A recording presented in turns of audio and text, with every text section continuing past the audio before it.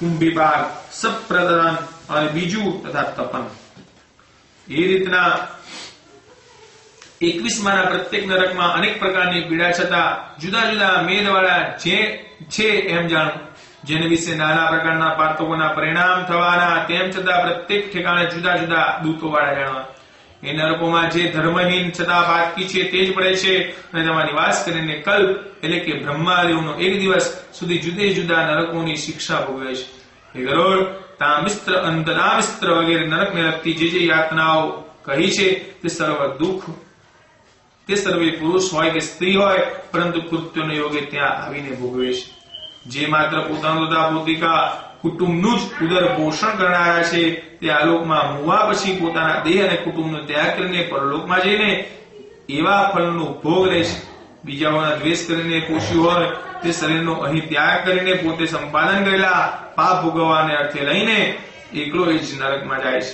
ત્યાં પરમેશ્વરની ઈચ્છાથી પ્રાપ્ત થયેલા નરકાદી ફળનો ભોગ લે છે. જે માત્ર અન્યાય કર્મથી જ કુટુંબનું પોષણ કરે છે તે અંતમાસ્ત્ર નામના નરકમાં જાય છે. આ તે દુઃખ દાયનારું છે એમ જાણવું.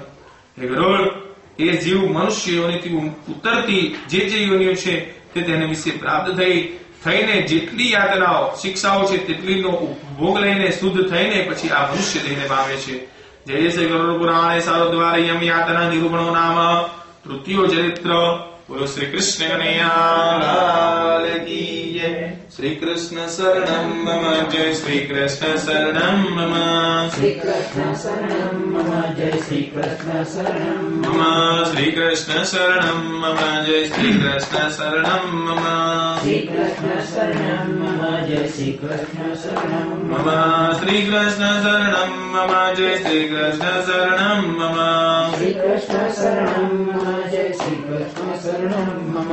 શ્રી કૃષ્ણ શરણમ મમ, જય શ્રી કૃષ્ણ શરણમ મમ. શ્રી કૃષ્ણ શરણમ મમ, જય શ્રી કૃષ્ણ શરણમ મમ. ઓમ નમો ભગવતે વાસુદેવાય. ઓમ નમો ભગવતે વાસુદેવાય. ઓમ નમો ભગવતે વાસુદેવાય. ઓમ નમો ભગવતે વાસુદેવાય. વાસુદેવાય વાસુદેવાય વાસુદેવાય વાસુદેવાય. ઓમ નમો ભગવતે વાસુદેવાય. ઓમ નમો ભગવતે વાસુદેવાય. ઓમ નમો ભગવતે વાસુદેવાય. ઓમ નમો ભગવતે વાસુદેવાય. નારાયણ નારાયણ નારાયણ નારાયણ નારાયણ નારાયણ નારાયણ નારાયણ નારાયણ જય જય નારાયણ નારાયણ નારાયણ નારાયણ જય જય નારાયણ નારાયણ નારાયણ નારાયણ જય જય નારાયણ નારાયણ નારાયણ નારાયણ જય જય નારાયણ નારાયણ નારાયણ નારાયણ નારાયણ નારાયણ જય ગોવિંદ હરે નારાયણ નારાયણ નારાયણ નારાયણ જય ગોવિંદ હરે નારાયણ નારાયણ જય જય નારાયણ નારાયણ નારાયણ નારાયણ નારાયણ જય જય નારાયણ નારાયણ નારાયણ નારાયણ જય જય નારાયણ નારાયણ નારાયણ નારાયણ નારાયણ નારાયણ જય ગોવિંદ હરે નારાયણ નારાયણ નારાયણ નારાયણ જય ગોવિંદ હરે. ઓમ નમો ભગવતે વાસુદેવાય. ઓમ નમો ભગવતે વાસુદેવાય. ઓમ નમો ભગવતે વાસુદેવાય. ઓમ નમો ભગવતે વાસુદેવાય. બોલો શ્રી કૃષ્ણ કનૈયા કી જય. ગરુડજી મહારાજ કી જય. વિષ્ણુ ભગવાન કી જય. સર્વને જય શ્રી કૃષ્ણ. પ્રસાદ પછી એક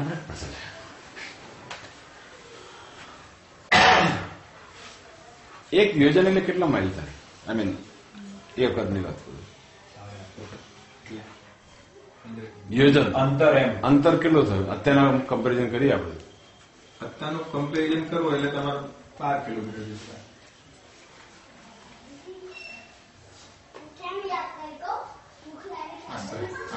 હા તો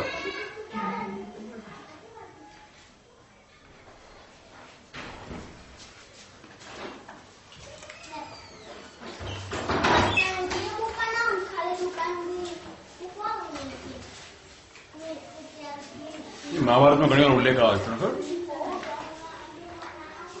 જયારે વોર થયું તો સહસ્ત્ર સેના હતા એમ. ગુરુજીમાં માતાજીનો ચંડીપાઠ આવે ને એમાં માતાજીનું વર્ણન છે કે માતાજી જોડે એટલા બધા પુષ્કળ હાથીઓ હતા કે સહસ્ત્ર યોજન આખું ભરાઈ જતું હતું. એટલા બધા ઘોડા હતા. આ પૃથ્વી કેટલી હશે તારે? એની કોઈ સીમા જ નથી એમ. એટલે કહેવાનો મતલબ એ હતો કે કોઈ એવું ગણવાનું ના આવે પણ અનલિમિટેડ હતું એમ. અનલિમિટેડ એમ તો કહ્યું છે કે આપણા શરીરમાં જે નાડીઓ છે, નાડી જે લોહી લઈ જાય એ 16,000 કિલોમીટર લાંબી છે. શરીરમાં જે નાડીઓ છે ને લોહી લઈ જાય એ 16,000 કિલોમીટર લાંબી છે. અને આમ લાઈન કરીએ ને 16,000 કિલોમીટર આખું ઇન્ડિયા પ્રમાણ થઈ જાય.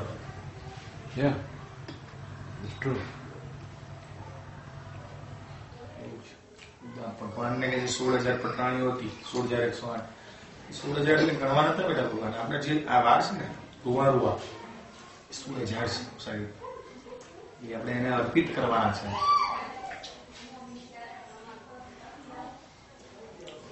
બોલો બીજી કોઈ સેવા શું કહેતા હતા મનોભાઈ? બીજું બસ આ તો એટલે સોમવારે જે વિધિ કરવાની છે ને એ એવું કહે છે કે સોમવારે જ ત્યાંથી વિધિ પતાવીને બપોર પછી જ ખાટલો કરી દેવાનો. અને આપણે એક અધ્યાય જે છેલ્લું હોય એ પણ સોમવારે શ્રવણનું છેલ્લું હોય છે એ દિવસે જ રાખવાનું. અને હા 108 નો જવાબ. વિધિ જે ત્યાં કરવાના છે એ 3 છે.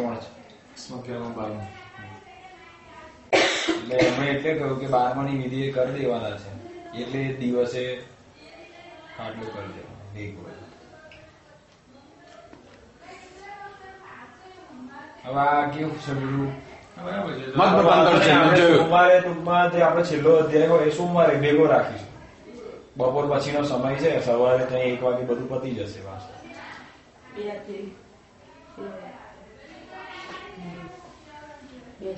હું જ કરવાના મારા અધ્યાયમાં સ્વામી ભેગું કરવાનું. એટલે આપણે જે હવે કેવું છે ખબર છે કે સોમવાર તમારે ભેગું થઈ જવાનું. એને કોઈ એવી ચિંતા નથી. સોમવાર તમારે ભેગું થઈ જવાનું. એટલે આપણે જે વાત થઈ છે તો છે. એનું કેવું છે કે એમને હવે એમનું જે સજેશન હોય એમાં એવું સ્પષ્ટ ના કહી દેવાય. ના ડોન્ટ વરી, એના અંદર કોઈ ચિંતા એવી કશી નથી. બસ એટલે આપણે ભેગું એમાં શું ભાઈ એવું હું કહેવા શું માંગુ છું કે એ પ્રમાણે ટાઈમ એડજસ્ટમેન્ટ કરવું એમ. એ 2 થી 4 નું કે છે. એટલે 2 થી 4 માં ખાટલો બધું પતી જાય. હવે એ પહેલા તમારે આ વિધિ કરવાની કે આજે શ્રવણ પછી કરવાની? હા બધું પત્યા પછી છેલ્લો એક અધ્યાય રાખવાનો. એ તો ખાલી પેલું એ જ હોય છે કે ભાઈ સંકલ્પ આજે શ્રવણ નું કંઈક છે.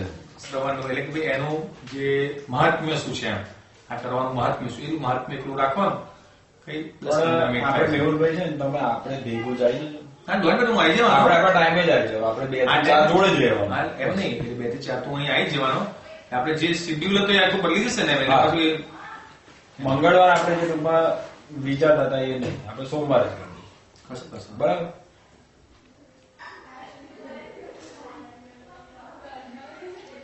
આમાં શું થાય છે ઘણી વાર જો દરેક તમારો મત જુદો છે, પેલા જુદા છે, પેલા જુદા છે. ઘણી વાર તો છે ને યજમાન કન્ફ્યુઝ થઈ જાય કે શું કરવું શું ના કરવું. અચ્છા પેલું આ તો કેવું છે મેહુલભાઈ એ